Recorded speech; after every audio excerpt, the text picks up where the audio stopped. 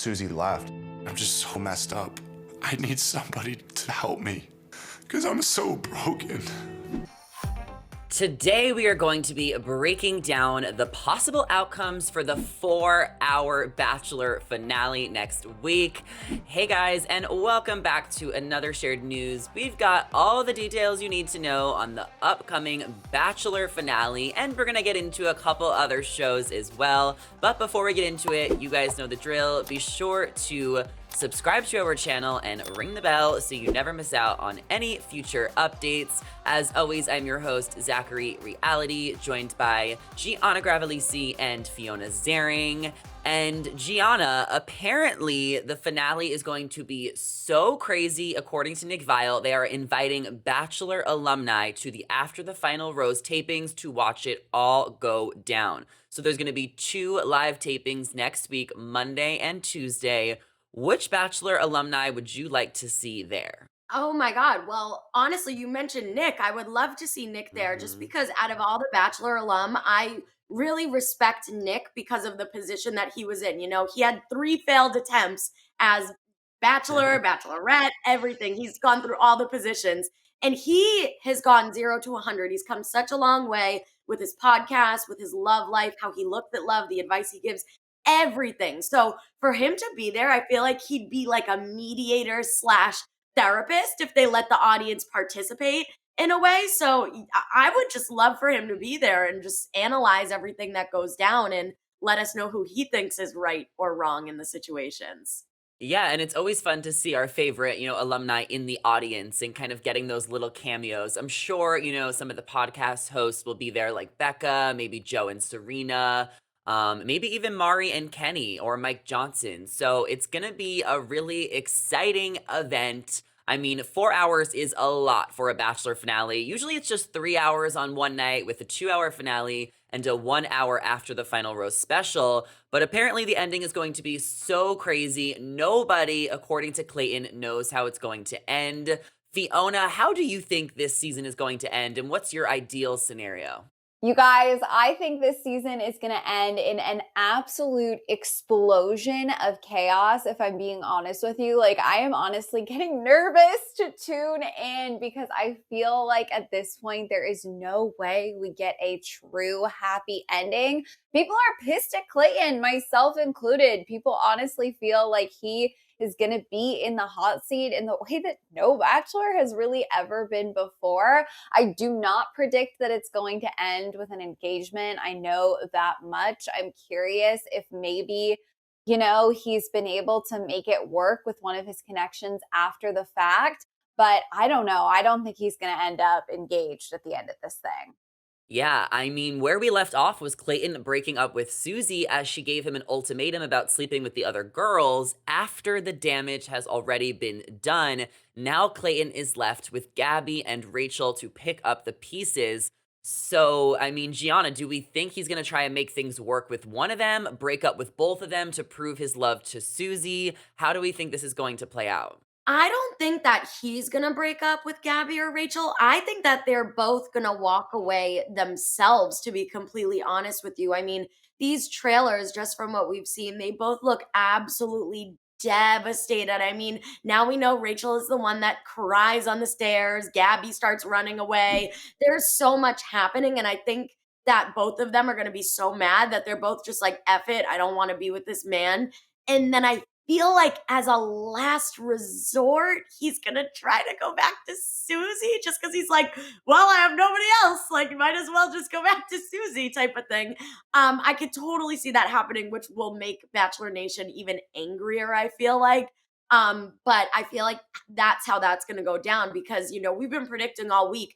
We do believe that he's gonna go knocking back on Susie's door because she's still in Iceland. And I think that's going to be after all the women are like heartbroken and upset and say that they're done. So, it's going to be messy. It's going to be bad. And I'm excited. Yeah, I mean, I think a lot of people are thinking that, Rachel and Gabby are going to break up with Clayton, but what about this? What if Clayton breaks up with Rachel and Gabby? If he really loves Susie the most and he comes to his senses and wakes up the next day and realizes he wants to fight for Susie, after he already kind of blindsided her saying he was in love and slept with the other two girls, the only way for Clayton to win back Susie would be to break up with Gabby and Rachel. This way he has no girls left, and then he can prove to Susie that after he did that, she really is the one, and that will make her feel validated and feel the most important. And the reason I think that this might be a scenario is because we saw in the previews Clayton talking to his parents about, he put himself in this situation. Maybe there's no girls left to meet his parents. Maybe his parents fly out, they give him advice, and I mean, there's no one for him to introduce him to because it seems like he could be breaking up with Gabby and Rachel that night at the rose ceremony, or maybe the next day, because I know we saw Gabby crying. So it's gonna be a roller coaster of emotions. And I'm just not counting Susie out of the equation yet because he really loved her so much. Otherwise, he wouldn't have got that mad. Fiona, what are the chances he gets back with Susie? Because, he said he loved her the most. Do you think Susie would take him back? Because he could do this grand gesture that I just mentioned, but Susie also just saw a different side of him, this raging side where can be really angry and flip a switch. Do we think that's what she wants, or will she give him, that one pass? I honestly don't think that he can backtrack with her at this point. Especially, there was one moment when she was driving away in that car where I believe she said something along the lines of, "You would have thought he would have maybe had more compassion for me in this situation." And I think that that was the start of her just reevaluating everything. I think that for me, the biggest red flag to come out of all of this is, let's say Clayton's intentions were just exploring the fact that he genuinely believes he is in love with three women at the same time. To me, that's a huge red flag because I don't think you understand or he understands what being in love is, right? I don't think that you can have that deep level of emotions and have them be genuine for three people at the same time. I just can't wrap my head around that. And so I think that if he came back to her, a few days later and said, "I've broken it off with the other two, I'm in love with you," she's going to be like, how can you know that? You thought you were in love with them and now you just kicked them to the curb. Like, I don't know that he can, I don't know that he can sew this up with her in Iceland. I guess that's what I'm confident about. I don't think there's enough time to heal there. Well, maybe they can always get back together after the show. And I've been saying for a while that if he doesn't get engaged on the actual, show in Iceland, he still could propose during, the live after the final rose taping. We have Monday night and Tuesday night. And we know during Ari's season, he made the proposal to the wrong girl when he proposed to Becca, but then he proposed to Lauren at after the final rose. And then they've been going strong. So maybe if they needed some extra time to sort things out, Susie and Clayton could find their way back to each other because The Bachelor stopped filming like 3-4 months ago. So even if the cameras go down, there still is going to be time for them to figure things out before next week, where we are at now. Now, Gianna, do you think it's worth it for Susie to take him back if he makes this grand gesture, or do you think she's better off becoming the next Bachelorette? Ooh, I mean, I don't think, to echo Fiona, I don't think it would be worth it to take him back right then and there in the hotel room in Iceland, just because, the cameras are still going. They don't have enough time to have a real, genuine conversation or rebuild their relationship because they kind of went back to the bottom. So I don't know if it would be worth it for her to take him back right there. I don't even know if Susie would be down to be the Bachelorette after all of this. Like, she was so hurt. And if she is the Bachelorette, we know that a big theme of her season is going to be sex and how she approaches that in her relationships with the men. So that would be an interesting thing to see, because we had Katie, such like a sex positive Bachelorette, and then we have Susie, who takes something like that very, very seriously. It's just so interesting to see everyone's different beliefs and dynamics. But I just don't see him and Susie being together. And I also want to add, just because of all the news this week of Clayton going on podcasts and saying that he reacted so badly because he thought that Susie was auditioning to be the Bachelorette. If they were together now, I don't think he would have ever said that ever about Susie. Not that it was a jab at Susie in any way, but he knows how Bachelor Nation is. If they were together, I think he'd want to protect Susie's character because he knows that us and everyone else are taking that statement and running with it. And now we're like, wait, like, was Susie doing that? There's some people that are now looking at Susie in a bad light. So if they were still together, I don't think he'd be going around saying things like that. So I don't know. I think Susie deserves better. Long story short. Well, I didn't think that Susie was trying to be the Bachelorette, but when he said that, I was like, oh, wait. Mhm. So you do bring up a good point. However, he also did say in his, interviews on the Almost Famous podcast that the next day he realized that that wasn't the case. So it was really just in the moment where he was trying to justify his behavior and his outlashes because apparently producers maybe told him that Susie, already signed a contract to be the next Bachelorette when they split up. And that is the tea. FYI. So that might have been the reason why he got so mad at her because there might have been some producer manipulation. We need to remember that this is not just a relationship. This is a relationship that is being, infiltrated by manipulative producers who have been in this game for over a decade. So I can't even imagine being in, the mosh pit with so many people in your ear who you think you're supposed to trust. We gotta, keep in mind what's really going on here. How many Bachelor alums have we heard talk badly about the producers, 2 years after their contract is up? It happens all of the time. So it's a different ballgame on The Bachelor. And I do want to say that the next Bachelorette will be announced next week. So it probably will be announced Tuesday night. I'm assuming the second night, but it could also be announced Monday night. It depends on how much footage they have. And let's just say he gets back with Susie somehow, because that seems to be what could be going on. They could make Gabby and Rachel the next Bachelorettes. What about that? Instead of one, they could do it two. So they can either do Michelle and Katie type of vibe, where it's like two different Bachelorettes, two different seasons, or they can do a Britt and Kaitlyn, where they have both of the girls come in and then the guys pick night one. Or they could just do two Bachelorettes the entire season, like they did on Joe Millionaire with the two Bachelors. Fiona, what would you like to see for the next Bachelorette? We want to kind of shake things up next season. I don't mean to be like just boring, but I want to see a Gabby season. That's really what I want. I mean, it's not like I don't like Rachel. I just think Gabby would bring an energy to the role of Bachelorette that I really, really want to see. I think Rachel is so sweet. I really do. And I guess I would be here for maybe something totally different, like how you mentioned two Bachelorettes throughout the whole season. Like, I would be so here for that. But I think Gabby is funny. She's confident. She's sweet. She's really good at communicating her emotions. She's pushed herself, throughout this whole process. I really just feel like she brings an energy, and like just from a purely entertainment standpoint, I was more entertained by her. So she's who I'm feeling like I'm rooting for at this point. Or Susie, honestly. I think Susie has carried herself really well, and I don't think that she's someone I would have been pulling for as the Bachelorette had we not seen what went down between her and Clayton. But something clicked for me in that moment, and I was like, shoot, she has something here. She's a side of her. She's a strength that I don't think we saw until this all went down. I'd be curious to see her in that role, assuming, something crazy doesn't happen in these 4 hours and she's not like engaged right now. God, so many possibilities. But yeah, if they want to totally throw us a curveball and give us two Bachelorettes at once, here for it. Let's totally switch things up.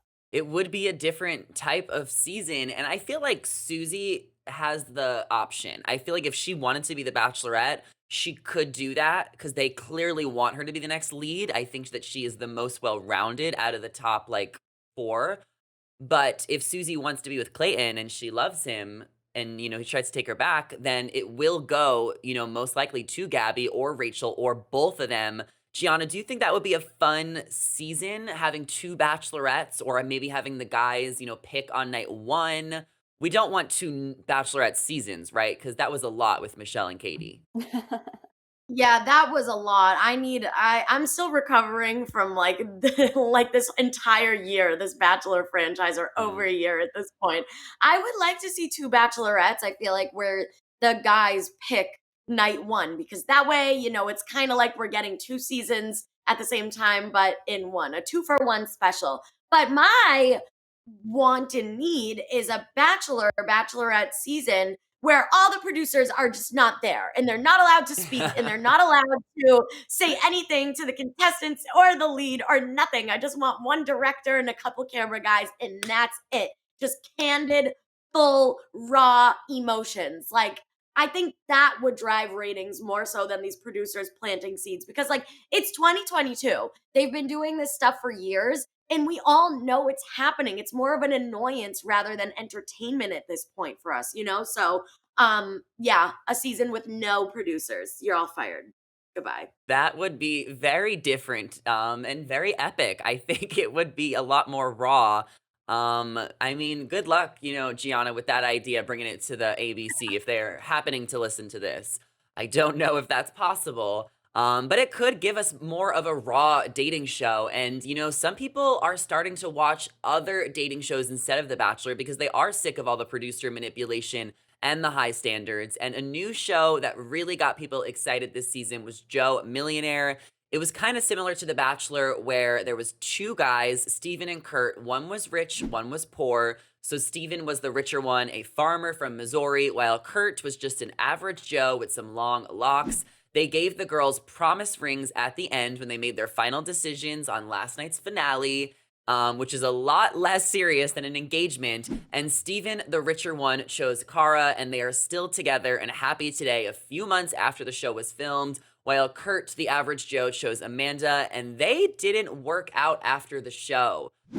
Gianna, the whole show was about money or love. Is it a coincidence that the rich guy still has the girl and the poor guy does not? Absolutely not. Like, if we know society today, we know that a lot of people are very money driven. But I like the concept of Joe Millionaire. I did not watch it. I've seen clips, I've watched your TikToks, Zachary Reality, of course. And I think that this show is unique in the sense that it is more raw, like we were saying. And like, my favorite element is the fact that they do promise rings. Like, no one's forcing anyone to get engaged with a real engagement ring down on one knee, because we all know that that's like literally the most unrealistic thing to ever happen in this world between The Bachelor and Love is Blind. Like, why are you proposing after like a month? Like, you don't know this person, and that's why the relationships ultimately fail. But I do see the irony in the rich relationship still working when the poorer one isn't. I mean, how many seasons of Joe Millionaire has there been? Like, I want to know the They data just on came rich versus poor. Yeah, they just came back this season, but they did it like a long time ago, like 10, 12 years ago. This is the first season that was like a revival, and it got some hits. People were pretty interested in it. There was one like exciting episode where one of the girls was like, F both these guys, I want to go for the producer. And like she literally got kicked off of the show and tried to pursue a relationship with the producer. So it has some legs to stand on. The whole like thing where they don't tell the girls which guy is rich and which guy is poor makes it a little bit interesting, but I feel like the majority of the girls who made it to the end didn't care about the money, and I kind of just think it's a coincidence that, Steven is still with the girl regardless if he's rich or not. Fiona, how important is it to you in a relationship that your man has some money in the bank? I feel like the money, like the actual amount of money, is not important at all. One thing that is important to me, though, in relationships that I wouldn't compromise is someone like having goals, someone being willing to chase those goals, someone who just has a path. I think it's important to me that my partner be like driven. So honestly, I feel like it would be a turnoff in a way for someone to have like a lot of money but not have any passions or have any like interests that they're pursuing in their life. That's just like way more unattractive than someone who's working hard at achieving their dreams but maybe doesn't have $1 billion in the bank. So that's my take. Yeah, and even though Kurt might not have millions of dollars, like he just went on TV, so I'm sure he's gonna make some good money. So whoever he dates next will be fine. Like both of these guys now have careers in the industry and are TV personalities. So none of these girls have anything to worry about. And another dating show we loved recently was Love is Blind season 2. And Fiona, you are finally caught up. You finished the season. What were your overall thoughts? Oh my goodness. When I tell you, I have literally just been finally binging it and having the best time. And somehow, you guys, I managed to avoid some of the spoilers. I am obsessed with Love is Blind. I feel like there were some truly good matches this season, but I have a lot of thoughts. First of all, Shake.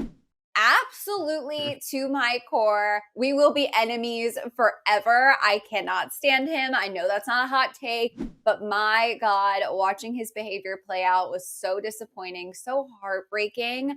I am not surprised that Shane and Natalie are not together today. I feel like they had some fun energy, they had some fun moments, but I did not see that working out long term. I am surprised that Danielle and Nick are still together because I thought that that was a disaster waiting to happen. And I'm so curious if you think that they're going to last, Zach, because Ayana and what's his name? I'm blanking on Jarrett. it. They're cute to me. Jarrett, they're adorable. Yeah. I believe in them. I think they're cute. But Danielle and Nick, I was surprised to still see together at that reunion. Yeah, I mean, I actually have my money on Jarrett and Ayana, and as well as Danielle and Nick, because they've been together a whole year. The show was filmed a year ago. They're getting ready to celebrate their 1-year wedding anniversary, and they still seem really happy. So my money is on both of them.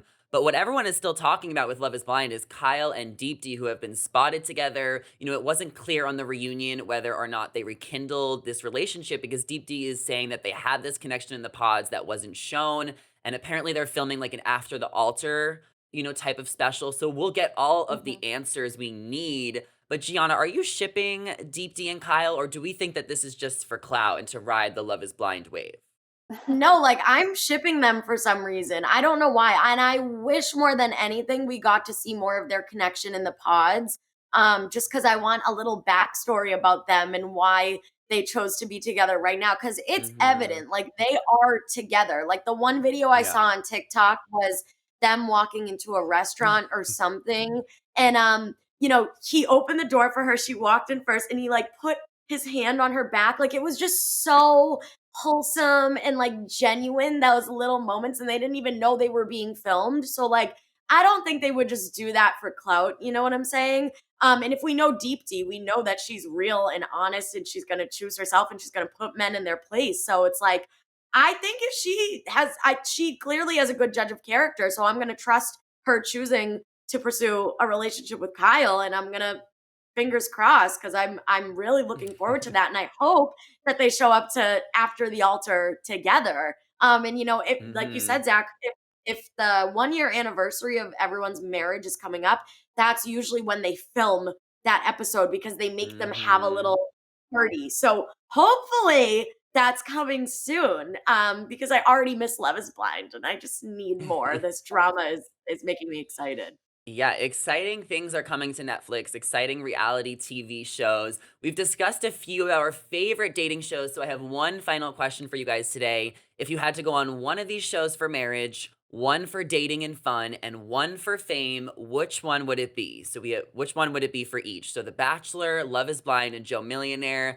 Fiona, why don't you go first, and then Gianna? Okay, well, for fame, I feel like I would say The Bachelor. I think they've been around the longest. Like, I think a lot of girls go on that show for fame and then they walk away with it. So I think that's an easy one for me. For fun, I would do Joe Millionaire because I'm here for the concept. And honestly, I believe I'm converted. I believe in the Love is Blind process. So if I was going to be looking for a true marriage, I think I would go on Love is Blind. My answer is genuinely the same as Fiona's. Like, seriously, like fame, obviously The Bachelor, because Bachelor Nation is so strong. And like, I know myself, I know my personality. If you know me, you know that I would walk out of Bachelor Nation being a big person. Like, I really would be. I would just let my mouth run wild. I would probably tell the guy that I don't Go even to like him at the end. paradise. Like, I would go to paradise. Like, I would do all the things. So I would definitely get famous on The Bachelor. Hopefully no one finds this clip if I ever actually end up going on The Bachelor, because then I'll get canceled. We'll delete it. And then, yeah, dating, fun, Joe Millionaire, right? That would be a good time, just because why not, right? It's less overwhelming, I feel like, too. So you just don't have as many options. And then Love is Blind for marriage. Yeah, I feel like love could be blind. I don't know if I would definitely get married at the end of it. I just don't know, because like a physical thing is very important to me as well. But yeah, Okay, like Clayton. Stop it. Stop it. Well, what about like, I mean, listen, Love is Blind obviously makes sense if you want to take marriage seriously because you're not meeting them. But I mean, Love is Blind these days, these people are getting a lot more talked about than The Bachelor. I mean, these girls are going on The Bachelor, they can't even get 20,000 followers and they've made it to like the top, however. So I don't even know if Ooh. being famous, going on The Bachelor is the best decision anymore. The show is clearly going downhill and Love is Blind is where it's at. But I mean, I do understand your point of view. That's our reality TV recap for the week. Lots of fun shows, lots of predictions for next week's finale of The Bachelor. So you guys are going to have to let us know what you guys think in the comments down below. Leave your predictions, your opinions. We cannot wait to hear from you guys. And before you go, be sure to give this video a thumbs up and subscribe to our channel so you never miss out on any future updates. As always, I'm your host, Zachary Reality, joined by Gianna, Gravelse, and Fiona Zaring. Our social media handles are on the screen right now, so be sure to give us a follow. Come say hello. Thank you guys so much for watching, and we'll catch you in the next one. Bye!